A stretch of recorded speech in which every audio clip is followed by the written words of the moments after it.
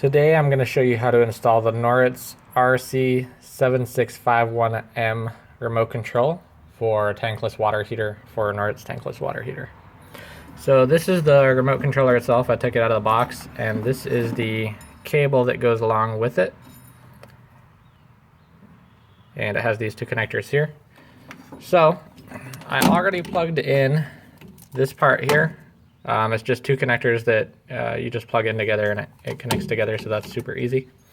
And I already took the lid off my tankless water heater. It's 4 screws here, here, here, and here. So super easy to take off. So to install it, it's very simple.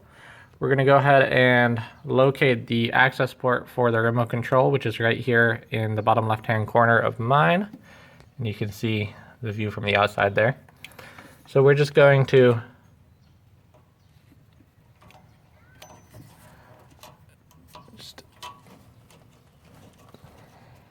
move those straight up and through.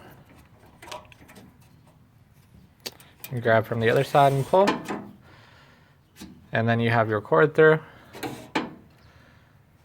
And then we're going to connect to the remote control ports here and here.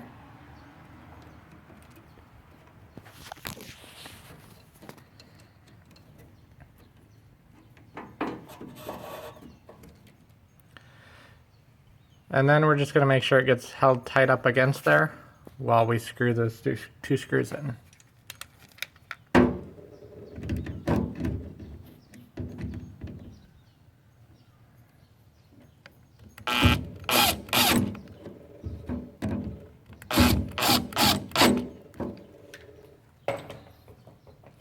And that's pretty much all there is to it. Our remote control is now installed.